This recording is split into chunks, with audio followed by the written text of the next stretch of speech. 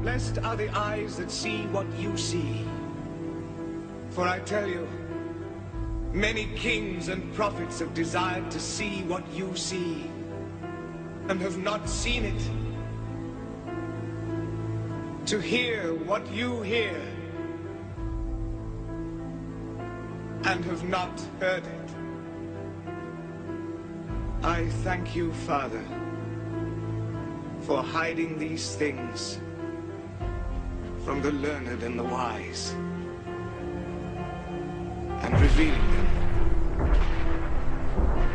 to the innocent and the simple.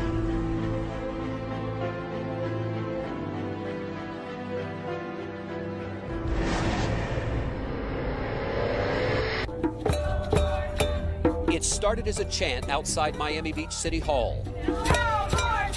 Inside, it turned into an outcry. The plane went over my house 11 times. This woman says she lives in the Zika zone of Wynwood, where the insecticide Naled was used for weeks in early August. Naled is banned by the European Union, but the EPA's website says it has been used in this country since 1959 without posing unreasonable risks when applied according to the label. At high doses, however, it can overstimulate the nervous system, causing nausea, dizziness, or confusion. My tongue for 4 hours felt so tight and shaky, I was about to go to the emergency room. And that's what these residents of Miami Beach are worried about.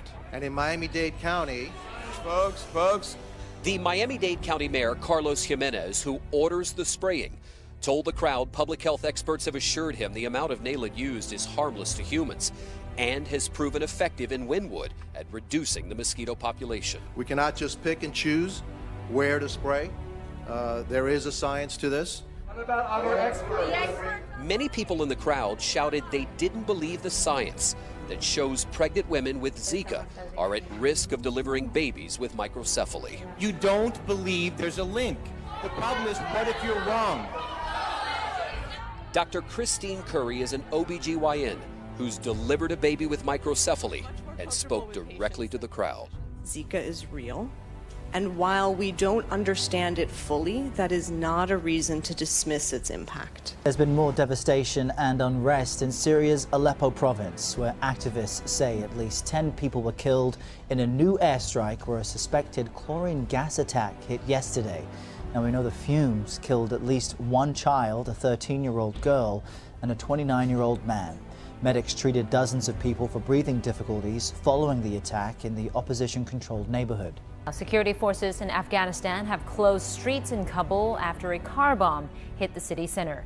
The blast just came hours after a pair of suicide attacks claimed by the Taliban near the Defense Ministry complex.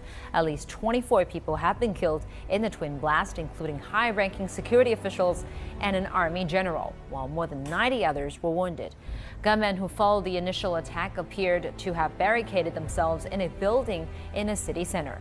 No individual or group has claimed responsibility for the car bombing yet. The Pentagon has said a Russian fighter jet came within 10 feet of a U.S. Navy surveillance plane over the Black Sea, and the U.S. Department of Defense said its plane was conducting routine operations in international airspace on Wednesday.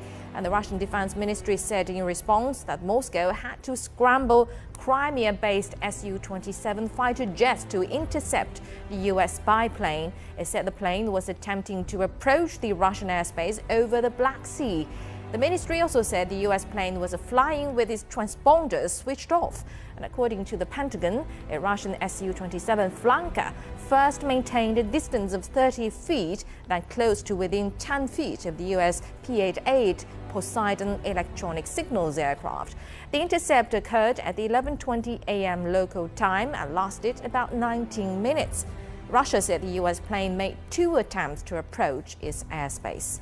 The U.S. Defense Department says one of its Navy ships has changed course after a close encounter with an Iranian craft in the Central Gulf on Sunday. The Pentagon says the Iranian fast attack vessel sailed within 91 meters of the USS Firebolt, forcing the 53-meter U.S. ship to change course. The U.S. adds this was at least the 4th such incident in less than a month. fears are mounting that actions by Iran could lead to mistakes. In August, a U.S. Navy patrol craft fired warning shots toward an Iranian fast attack vessel that approached 2 U.S. ships. At the time, Iran's defense minister said the vessels were just doing their job. Moscow putting on a huge show of force. War games from land, air, and sea. In Crimea, the territory Russia annexed from Ukraine a little over 2 years ago.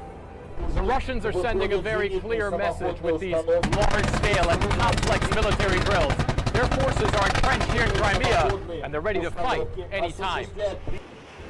The maneuvers are called Kafkas 2016 and take place not only in Crimea, but in Russia's entire southern military district right on the border with Ukraine.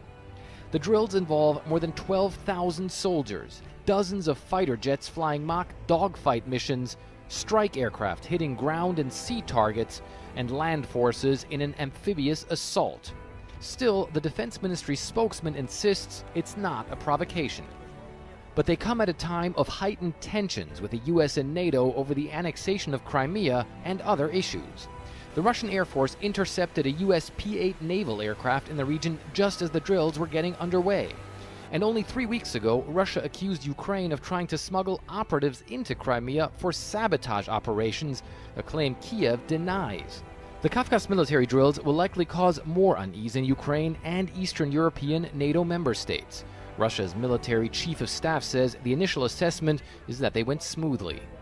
If things had gone differently, we might be telling you tonight about another terror attack in Paris. But police broke it up.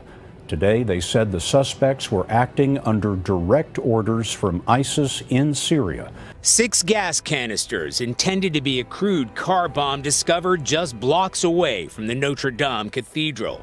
Police said the suspects ran off after failing to set it ablaze.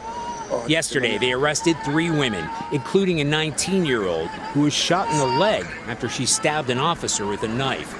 The arrests mark the first time that an all-female team has made up the main operatives in a suspected terror plot. Today, French prosecutor Francois Milan said they were taking orders directly from ISIS command in Syria, and that the militant group intends to mobilize female followers to wage attacks in Europe. The women were already on the radar of security services for wanting to join ISIS on the battlefield in Syria. Instead, they decided to take the battlefield to Europe, where they've allegedly forged complex connections to terror networks. And although this attack failed, it's further evidence that France remains the #1 European target for ISIS and its followers, with a series of attacks in the last year and a half that have taken the lives of more than 230 people. North Korea says it has conducted what it calls a higher-level nuclear warhead test explosion. On North Korean state television, the test was celebrated as a success. It was the country's most powerful explosion yet, and another sign of progress for its nuclear program.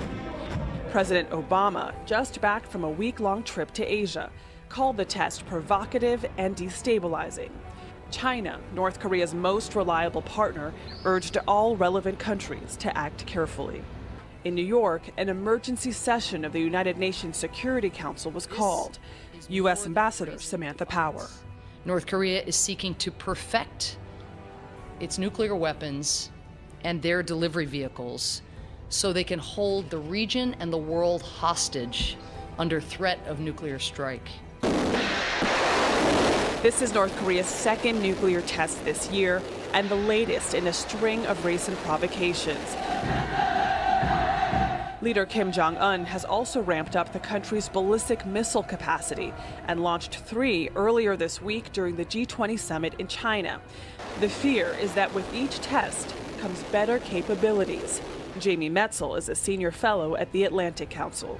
If North Korea continues on the path that it's on, it is likely that within a decade they will have a deliverable nuclear weapon able to hit the continental United States. Every time we condemn them, they come back at us with another test.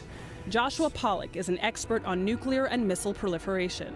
If you read their statements, in the last few days, I think it has become increasingly clear that they have more planned for us even before the end of this year.